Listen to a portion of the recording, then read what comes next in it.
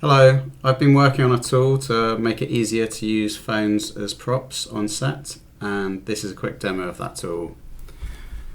So typically your actor would be holding a phone and maybe the camera will be over their shoulder and they'll be interacting, maybe pressing a button or something.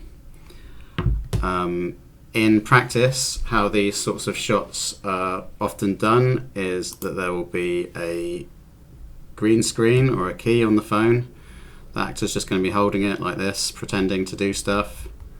And then that goes through post-production where they key it and track it and put the contents in.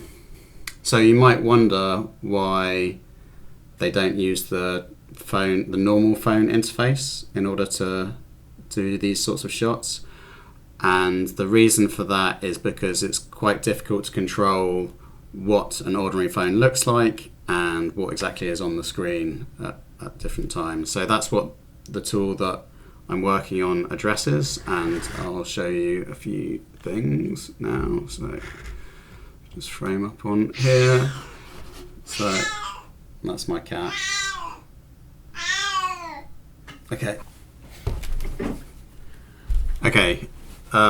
So the first thing I'll show you is setting the time. So I've got the time here. I can set this to whatever I want, so 4:48. And as you can see, that updates straight away. We've also got the idea of these cues. So this is a bump time cue. So if you needed the time to go up during the shot, then you can trigger that cue. And for retakes, you can click here and it sets it back to whatever it was set to in the settings. Might seem like a trivial thing, but setting the time is something that's quite difficult to do on an ordinary phone. Let's see, I can also change the scale of things. So just to make stuff more legible, it's very quick.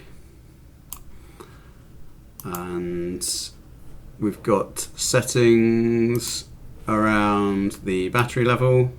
Can be set to whatever is required.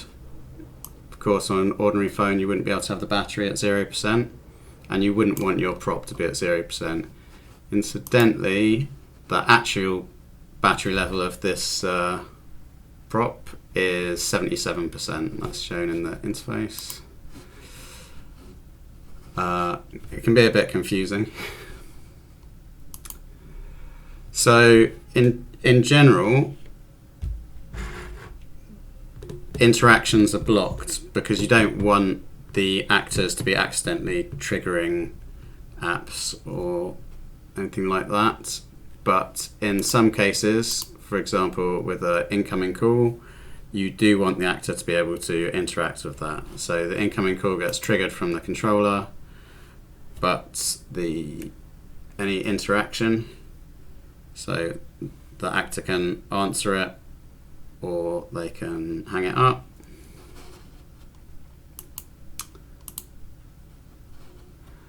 The overall look of the phone is very configurable, so I've got a different example here. So I can load a different example, and now we have a phone that looks quite different. And we can also do things like turn the phone off or put the phone in a kind of sleep mode. And some settings that can be quite important. I'll just go back to the other